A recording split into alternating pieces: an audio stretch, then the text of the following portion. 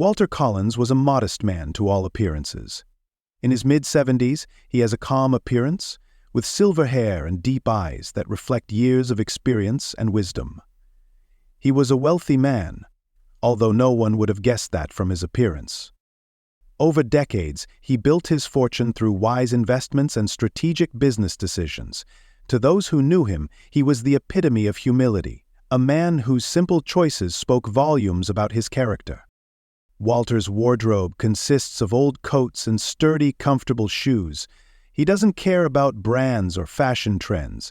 He valued practicality over luxury. His house was equally modest, a cozy old house in a quiet neighborhood where he lived for many years. Although he could afford large estates, he chose the familiar comfort of his longtime residence, preferring its charm and simplicity. His car, a well-maintained model that has served him for nearly a decade, is another testament to his modest lifestyle. Walter could easily buy any luxury car on the market, but he is satisfied with what he has. For many years, Walter Collins was completely satisfied with his trusty old car. To him, a car is simply a means of getting from one place to another, a practical tool rather than a sign of status or luxury. His modest sedan, purchased nearly a decade ago, has served him well and rarely gives him trouble. But lately, he's noticed minor signs of wear and tear, a little clunk here, a minor engine malfunction there, nothing catastrophic, but it made him consider the possibility of buying something new. After all these years, it might be time for an upgrade. Walter has a special interest in cars. He doesn't care about flashy brands or impressive speed figures. What he valued was craftsmanship. To him, a well-made car is like a work of art, beautiful in its simplicity, precise in its mechanics, and durable in its design. He admired the craftsmanship that went into designing a car that was not only elegant but also efficient and reliable. It's not about impressing others, but to find something that resonated with his appreciation for quality and durability. One cold afternoon, Walter decided it was time for a change. His car was still operable but was starting to show its age. After careful research, he found a nearby dealer with a reputation for quality and selection. When Walter walks in, he stands out, not in a head-turning way, but as a quiet presence in a loud, bustling environment. He wore his usual clothes, a simple old dark suit that had been with him for many years, and a pair of leather shoes bearing the traces of countless footsteps, without regard to fashion or trends. Walter's clothes, practical and slightly worn, reflect his personality as modest, laid back, and unconcerned with the superficial trappings of wealth. He stood there for a moment, surveying the vast display space, his calm eyes lingering on the cars rather than the decorations. Walter moved slowly, without haste, from car to car, running his hands lightly over the shiny hood, feeling the cool, perfect surface under his fingers. His expression was one of silent appreciation, a small smile forming as he admired the seamless designs and attention to detail in each model. He's not here to impress anyone or buy the flashiest car. He was here in search of something solid and refined. He spotted a beautiful luxury car nearby and walked over, running his hand over the shiny hood and admiring its lines. At that moment, a young salesman, chatting with a colleague, glanced at Walter and smirked. "Looks like we've got another window shopper," he muttered, loud enough for Walter to hear. They laughed. Walter looked up, feeling bitter about their laughter, but he took a breath, raised his head, and walked to the front desk where 3 salespeople were talking. Walter cleared his throat and said softly, "Excuse me, I'm interested in one of the cars here. Can anyone help me?" One of the salesmen, a man with slicked back hair and an arrogant expression, barely glanced at him. "We're quite busy at the moment," he replied disdainfully, his tone as cold as his stare. "Maybe come back at a good time when you're serious about buying a car." He turned back to his colleagues, smiling as if he had made a smart comment. Walter felt both frustrated and humiliated, but still maintained his composure. He nodded politely, turned and walked towards the exit, hearing faint laughter behind him. Outside, he leaned against the car, looking down at his old shoes, feeling the weight of his emotions pressing down on him. A feeling of sadness remained in his heart, but he also felt a glimmer of determination.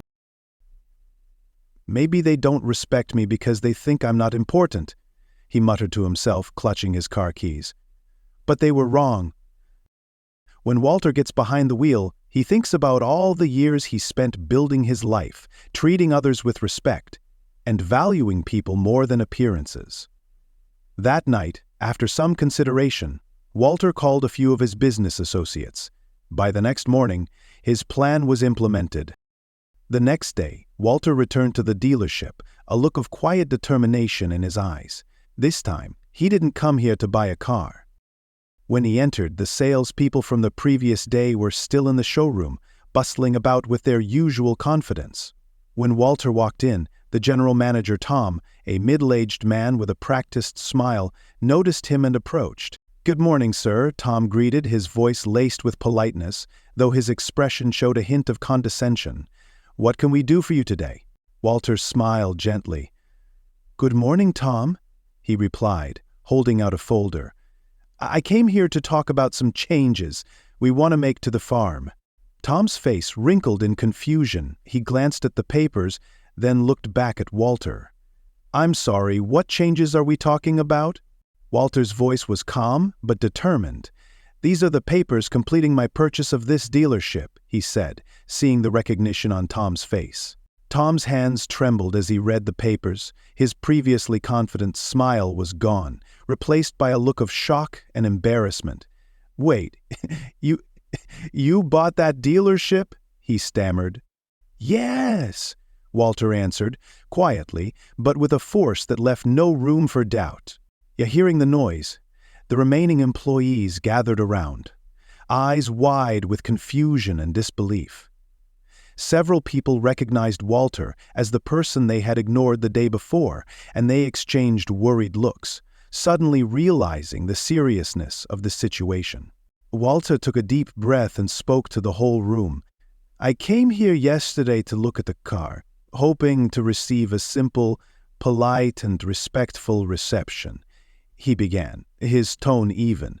"But instead I was judged based on my appearance and sent away without a second thought." The salesman bent down, feeling uncomfortable under his gaze. Tom opened his mouth to speak, but Walter raised his hand. "Respect is the foundation of successful business," he continued. "I'm not here to humiliate anyone, but I believe in accountability. If you can't treat every customer with respect, then you don't belong here." He turned to Tom, his face pale. "Tom, you are fired, effective immediately." Tom stammered, "Mr. Collins, please, I didn't realize." "You don't realize it because you don't care to look beyond what you see on the outside," Walter interrupted gently. "You think I'm not worth your time." Walter then called out the names of the employees who treated him poorly. "If you fired me yesterday because of my appearance, imagine how many other customers you treated the same way. We're supposed to be in the service industry, not judgment." He stopped, letting his words sink in. However, not all employees are unkind. Walter turned to a young receptionist who had greeted him politely the day before, despite the looks from her colleagues. "You," he said warmly, "thank you for being kind to me, even when others weren't. I'd like to promote you to a leadership position." Her eyes widened in surprise, gratitude evident on her face.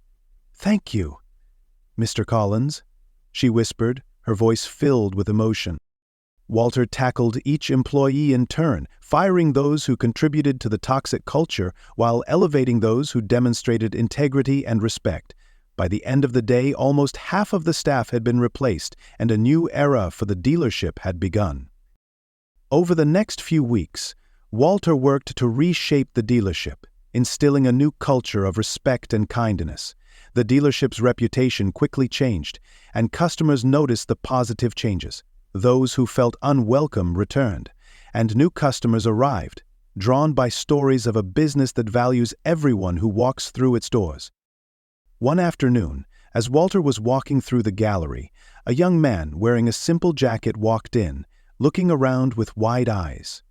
A newly hired salesperson approached him with a warm smile. "Hello, how can I help you today?"